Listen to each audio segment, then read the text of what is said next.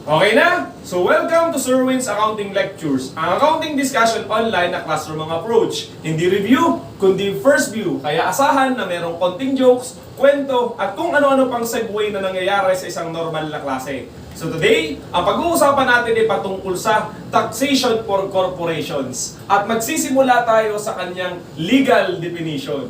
Corporation is an artificial being created by operation of law having the rights of succession and the powers, attributes, and properties expressly authorized by law or incident to its existence. Liwanagin natin. Ang corporation is an artificial being. Kasi sa mundo, merong dalawang klase ng being. The human being, which is created by operation of love. Yung tipong yung isang lalaki at isang babae, isang gabi, naghaplusan, therefore, na-create ang human beings. Alam nyo na yung sinasabi po natin. While itong corporation, hindi sila natural being or human being. Sila nga ay artificial being in a sense that they are created by operation of law. Because of this law, nagkakaroon sila ng buhay. Artificial being ang tawag sa kanila, such as corporation na nga. Ano yung mga meron sa kanila? They have the rights of succession, meaning, okay, hindi po yan yung right na maging successful, but rather yan po yung parang sasayaw, di ba? Na tipong yung isang step, gagayahin nung kasunod, and then nung kasunod pa. So meaning siya'y naiipasa. So kung ako yung nagsimula ng isang negosyo na corporation, kahit mawala na ako sa mundong ito, maaari siyang ituloy nung kasunod na mga saling lahi o yung mga kasunod na magiging miyembro or stockholders ng corporation. Ayan, sige. So ano bang meron dito? And the powers. Meron siyang kapangyarihan, attributes, katangian, and properties, ari-arian, na kung saan expressly, diretsong sinabi ng batas, na magkakaroon siya ng ganon. Or kung hindi man sabihin ng batas, that is incident. Kumbaga, nandoon na sa simula pa lamang nung kanyang existence. Kumbaga, natural na sa kanya, inherent na sa corporation na magkaroon ng mga ganon. Okay, ang punto po natin, itong legal definition na to, alam kong maraming beses nang napag-usapan, kahit sa corporation accounting, nung kayo nagsisimula pa lang matuto ng basic, di ba, ng fundamentals of accounting, at kahit sa corporation law na subject ninyo, nabanggit na po yan. Ang ginagawa lang natin, medyo binibigyan lang natin ng counting ulit kung ano ba ang ibig sabihin ng corporation. Pero yung main point ng ating discussion, syempre, hindi naman patungkol sa kung ano yan but rather yung taxation yan. Okay? Magsimula tayo sa classification. Classification of corporation na basically merong dalawa yan. The domestic and then foreign. Now, why do we need to classify? Ang sagot, kasi sa taxation, depende sa kung anong klase ng corporation yung kanyang tax. Ang ibig kong sabihin, tingnan natin yung sources of income. Kung sakaling ikaw ay domestic corporation, taxable ka sa income mo within the Philippines and even without the Philippines. Meaning, kahit saan sa mundo, kitain yung income na nga na yun, taxable siya kasi within and without. While itong foreign corporation, taxable lamang siya sa kikitain niya within the Philippines. Yung outside of the Philippines, therefore, hindi siya taxable. Okay? Liwanagin pa natin. Ano ba itong domestic corporation, by the way? They are created or organized under and by the virtue of Philippine laws. Di ba nabanggit kanina, nabubuo ang corporation kasi mayroong batas. So meaning, nabuo yung corporation na yun, domestic, kung ang sinunod na batas ay yung batas ng Pilipinas. Kaya nga ang tawag ay domestic. Hindi pa ganun yung sa mga alaga natin sa bahay, di ba? Domestic cat, di ba? Domestic dog. Meaning talagang taga ron, di ba? Halimbawa, pupunta ka dun sa sa aeroplano, sasakay ka, pupunta sa ibang lugar. Di ba merong international flight, tsaka domestic flight? Meaning domestic flight within the Philippines only. Kaya kumbaga, again and again, domestic corporation, okay, are those corporations created or organized, di ba? Under and by the virtue of Philippine law. While this foreign corporation, it's the other way around. They are created or organized not because of the Philippine law, but rather on the law of the respective country. Kumbaga yung, let's say, taga-America yung corporation. So, create siya because of USA law. O let's say taga-Germany, therefore Germany's law, di ba? Ang ginamit para ma-organize itong foreign corporation na yun. Yun yung kanilang basic difference. Na meron din silang unders, di ba? May sub-classification sila. Dito muna tayo sa foreign, kasi ito yung mas simple. When we say resident foreign, meaning, yung foreign corporation na yun ay merong operation sa Pilipinas. Kasi nga siya yung residente. Okay, meaning na meron sa kung lugar dito, kaya kasi resident ng Pilipinas, kaya resident foreign. Again, meron siyang operation sa Pilipinas, resident foreign. While itong non-resident foreign, na-organize siya sa ibang bansa, pero wala siyang operation dito sa Pilipinas because non-resident siya, hindi siya dito naninirahan. Okay? Or wala nga siyang operation. Hindi mo naman nga kasi ito makikita directly kasi nga they are artificial being. Yung kanilang offices lang ang makikita mo kung sakali mang meron dito. Okay? Again and again, resident foreign, may operation sa Pilipinas, may non-resident foreign, wala. Okay? So we need to classify them kasi syempre, maaaring may pagkakaiba pa sila ng taxation. Naliliwanagin natin as we go along. Okay? Same goes through with this domestic corporation. Meron din siyang subclassification. Again, bakit meron pang subclassification yung mga yan? Kasi bawat isa sa kanila, merong kanya-kanyang rules sa taxation. Magkakaiba sa madaling salita. Actually, ang ginagawa lang natin ngayon, nagbibigay tayo ng general overview dito sa taxation for corporation. Ang ibig kong sabihin, okay, magkakaroon tayo ng separate discussion sa bawat iba't ibang klase, bawat klase ng corporation na babanggitin natin. Meron silang kanya-kanyang lecture. Sa ngayon, introduction nga lamang, okay? Pero ngayon, bibigyan lang natin sila ng overview, okay? So letter A, ano po ito? Domestic corporation in general, including one-person corporation. Actually, siya yung residual residual definition. Meaning, kung wala siya dito sa B, C, D, and E, siya yun. Kasi nga, ang tawag sa kanya, domestic corporation in general. So again, kung wala siya sa B to D, B to E, siya ay domestic corporation in general. At isinama na nga dyan yung bagong klase ng corporation, yung nung na-amend, yung corporation code. Okay? So ngayon, nagkaroon ng tinatawag na one-person corporation. Meaning, dati kasi hindi pwedeng mabuo ang corporation ng isang tao lamang. Pero sa pagkakataong ito, maaari na po. Okay? So kung sakaling ganon, yung way or to organize that business, ang tawag doon ay OPC kung iisa ang may-ari. Okay? Still then, kasali siya dito sa domestic corporation. Napag-aaralan natin yan as we go along. Dito tayo sa mas may laman. Letter B, government-owned and controlled corporations, na actually ang tawag dyan ay GOCCs. Iba ang tax nito kaysa doon sa domestic corporation in general. Kasi ito yung mga corporation na ang may-ari ay sino? Ang gobyerno. Hindi talaga sila mismong bahagi ng gobyerno, katulad let's say ng DepEd, ng DOH, ng BIR. But rather, sila'y corporation na ang may-ari nga ay gobyerno. GOCCs.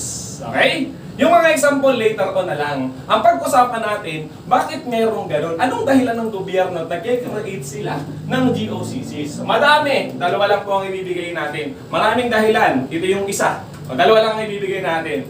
Yung una, pwedeng para mag-create ng competition. Kasi let's say, mamonopolize yung isang klase ng industry. Therefore, makakapag-presyo yung mga private corporations, okay, yung domestic corporations in general, na kung anong gusto nila. So dahil walang competition, therefore, yung profiteering magiging mataas. So kawawa naman itong public, di ba? So ano sabi ng gobyerno? Para maging tapat sila sa pagpipresyo, gumawa tayo sa competition, di ba? Pumasok tayo sa competition, gawa tayo ng GOCC. Para kumbaga man, may lalabanan sila, hindi nila pwedeng taasan ng sobra kasi meron silang kalaban, yung GOCCs na nga. The second thing is because it can affect the public. Let's say tungkol sa kuryente, tungkol sa tubig, di ba? Tungkol sa transportation. So dahil widespread yung epekto niya, okay, at alam din naman natin na mas nagkikare ang gobyerno kaysa isang private entities. Okay, ganun daw. Okay? So therefore, dahil for public needs siya, nagka-create ang corporation ng tinatawag na mga GOCCs. Hindi sila mismong bahagi ng gobyerno, but rather they are a corporation. Nagkataon lang sila yung may-ari, government. Eh dahil sila yung may-ari, malamang iba yung taxation nila kumpara dun sa regular lang na corporation, domestic. Okay? Now letter C, and I want to emphasize this one.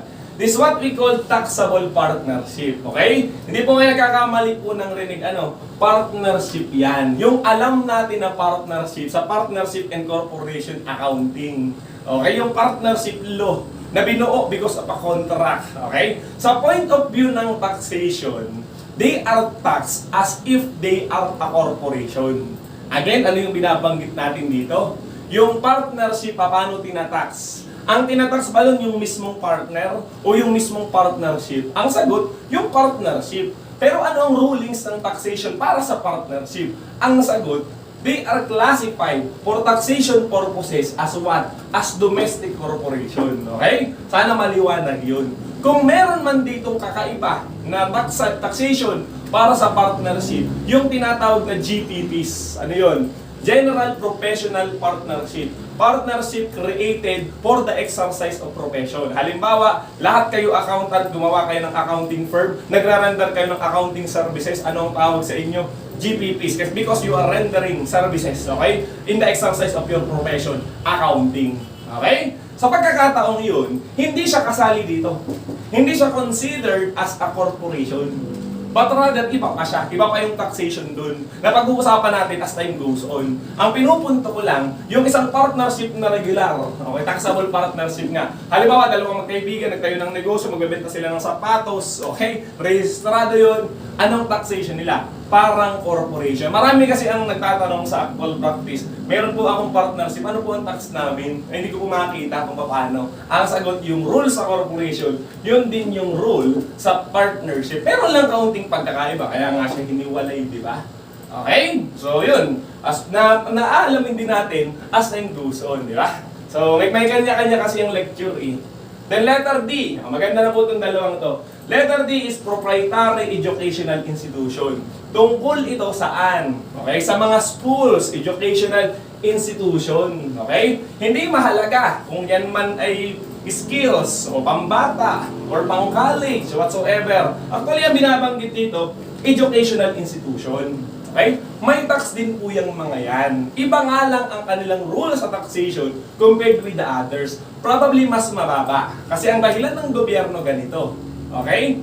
Ang edukasyon ay talagang kailangan para mabuo ang isang bansa. It's a part of a nation building. Di ba? Pero kung sakaling mahal ang magpaaral, o anong mangyayari?